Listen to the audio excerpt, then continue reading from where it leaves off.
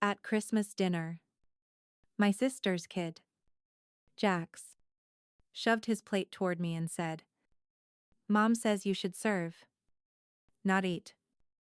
Everyone burst out laughing. I picked up my coat and left. That night, Mom texted, "Stay away." I replied, "Sure, the payment stays away." 2. By midnight, their angry calls started pouring in. Every holiday was the same. I'd show up, cook, set the table, clean, smile, nod, and sit wherever they told me. Like a maid, they didn't have to pay. They never said it out loud. But it was clear in the way they moved around me. I wasn't family. I was staff. It had been that way since I moved out.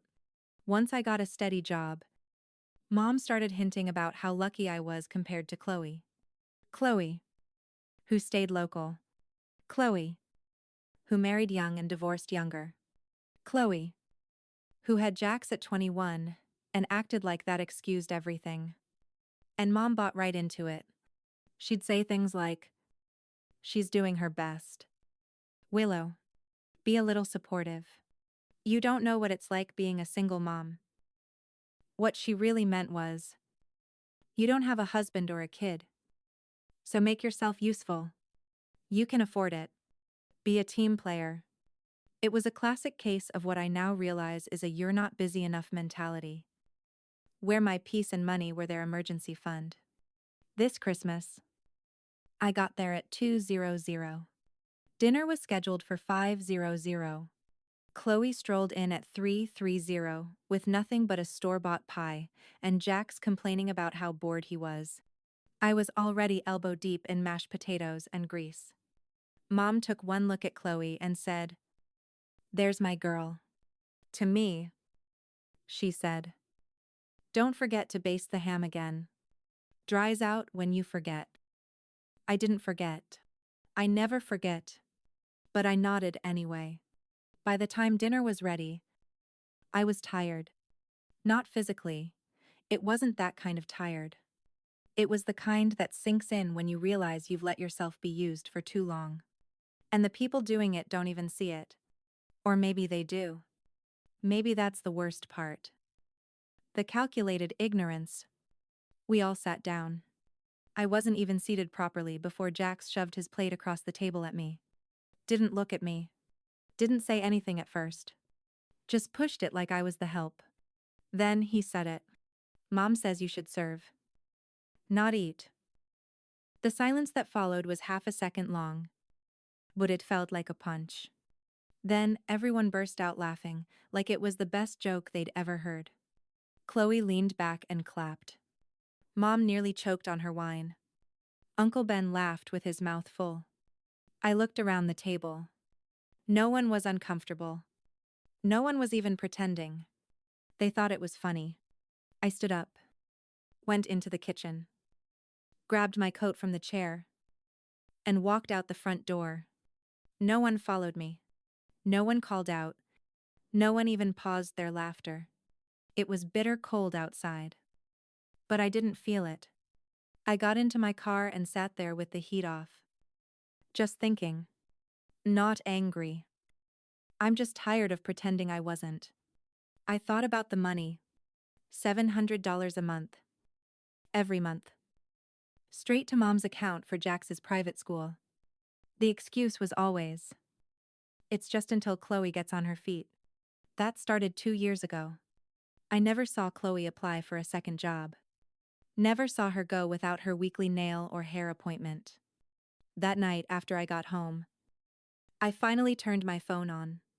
Around 11:00. Mom texted. "Stay away if you're going to be like this." New question. No. Concern. Just a warning, like I was a problem that needed removing. I replied, "Sure. The payment stays away." 2. At first, nothing. Then the calls started. One after another. "Mom. Chloe.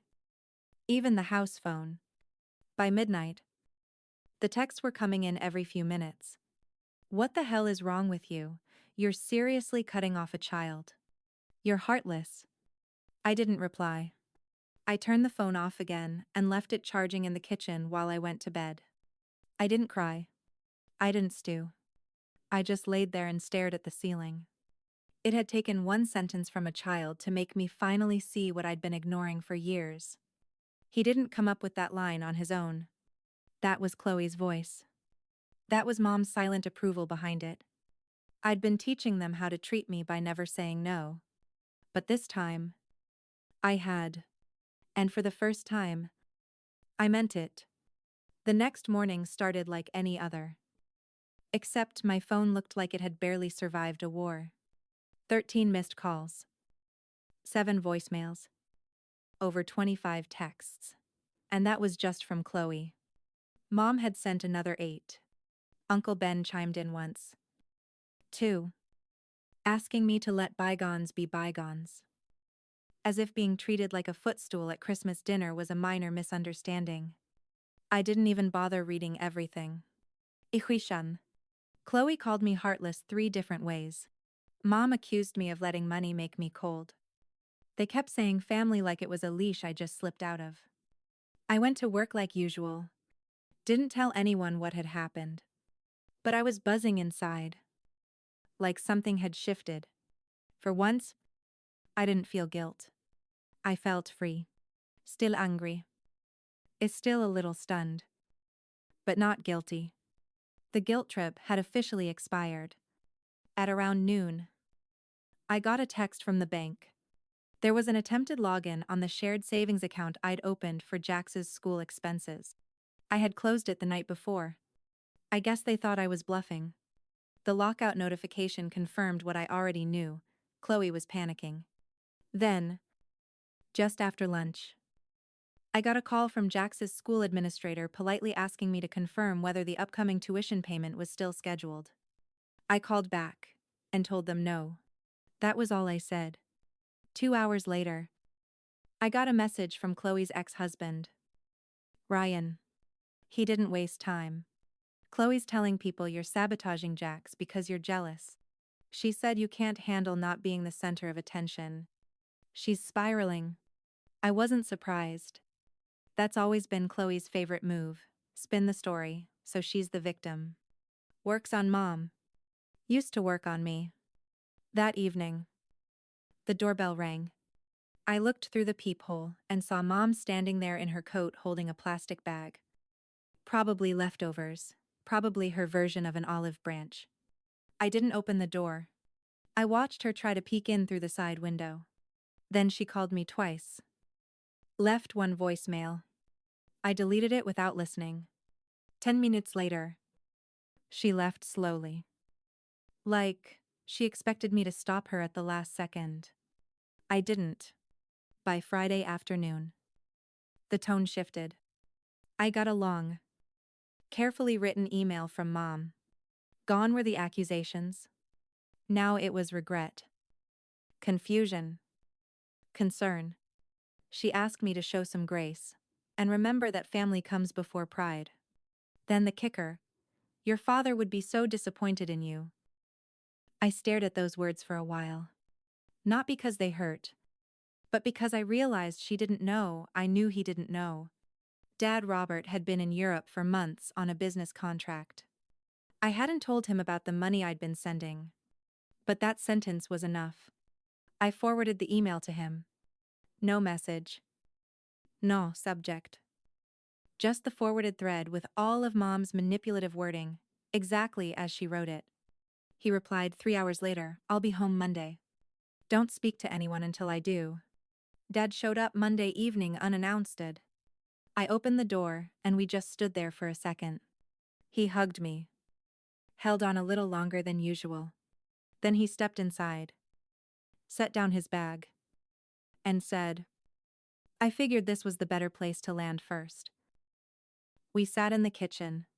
He didn't ask me what happened. He just said, So, I got back and your mother picked me up.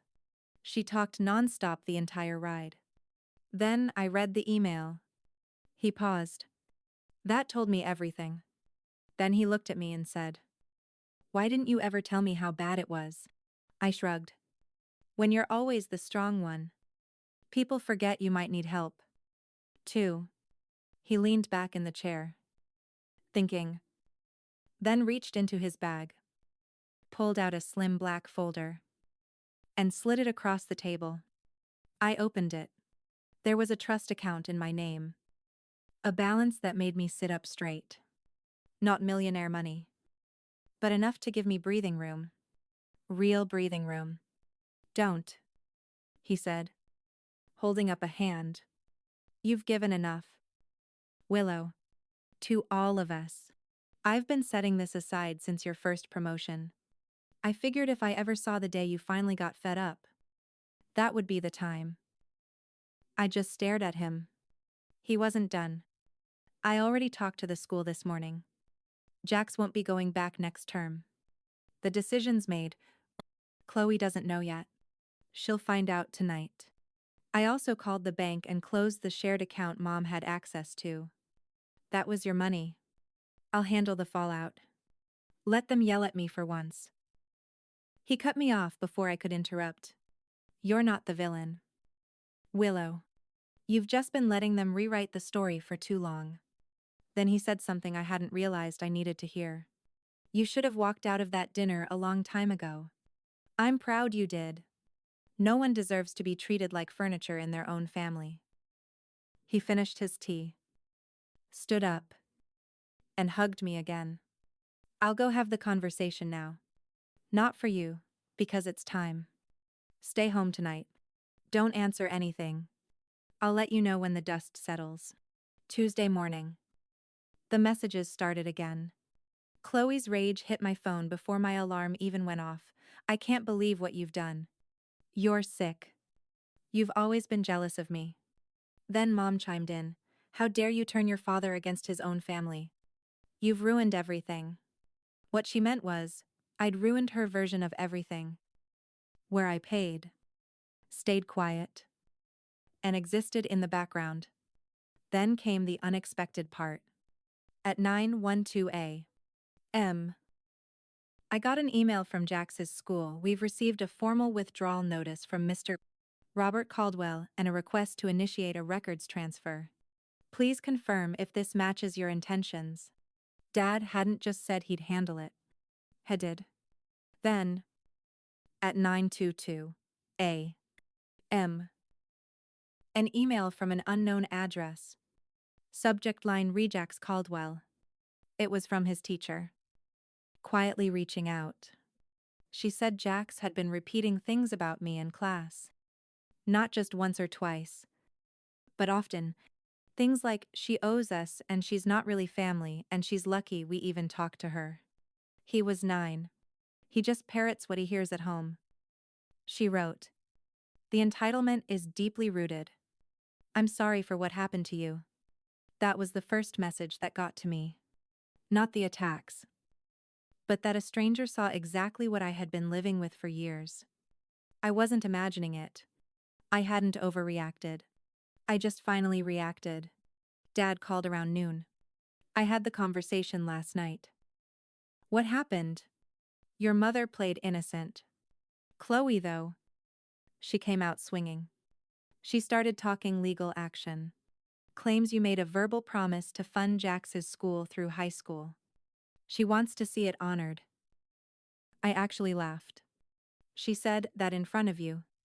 I told her if she was suing you, she'd be suing me. Too. I was part of that account.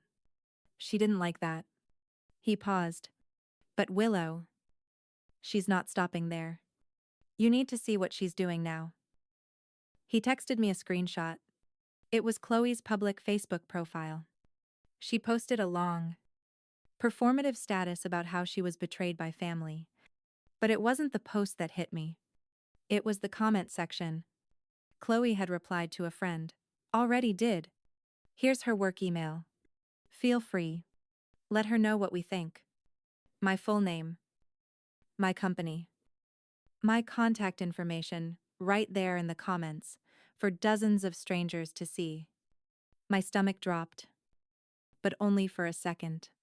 Then something else kicked in. Not fear. Not even rage. Clarity. Chloe had officially crossed a line. She wanted to hurt me. Embarrass me. Maybe even jeopardize my livelihood. She wanted war. War it is. I thought. Wednesday morning. I had emails from strangers calling me heartless. Bitter. Selfish. All because Chloe weaponized her pity parade. That afternoon, I got a call from an unfamiliar number. Is this Willow Caldwell? Yes. This is attorney Michelle Langston. I'm calling on behalf of Chloe Caldwell regarding an informal warning. She's requested that I reach out before pursuing any formal legal action. Would you be open to mediation? I actually laughed out loud this time. A verbal agreement made under family obligation isn't a contract. And besides, I never agreed to fund Jax's schooling for the next decade. I just kept doing it. I hung up. It was all noise. Desperat noise. They really got a lawyer. I told Dad. Figured she would. I told you. Willow. Chloe's never heard no without a safety net. But it's time she does. I'm speaking with our family lawyer tonight. Then he asked, are you free tomorrow night? There's going to be a family dinner at our house. Just immediate family. I'm calling it. I wanted to say no. But something in his voice told me this wasn't going to be just another apology circle. Dad was taking control for the first time in years. And if he was stepping in, I wanted to see it. Thursday evening came fast. I stood on the porch, took a breath, and opened the door. Chloe was already there. Arms crossed. Mom was in her usual spot. Dad stood at the head. Not sitting. He nodded once. Willow. Thanks for coming. I sat down. Dad looked at all of us and said, we eat when this is done. And no one's walking out until we do. The room was silent. You could hear the clock ticking. Dad stayed standing. He didn't raise his voice. But somehow he still had the weight of a gavel. I've been gone a few months. He began. I come back, and my family's on the verge of tearing itself apart over money that didn't belong to them in the first place. He looked at me. Willow. I want you to say whatever you need to say. Everything. Don't hold back. Not tonight. I looked at Chloe. Mom. Neither would meet my eyes. So I said it. I've been paying for Jax's school for almost 2 years. I did it because I thought I was helping. But somewhere along the way, it stopped being help and started being expected. Like I owed it to you. I turned to Mom. Every holiday. Every visit. I'm the one cooking. Cleaning. Paying. You never said thank you. You always acted like it was just my role. Mom's jaw tightened. But she didn't speak. And Jax, he didn't come up with that line on his own.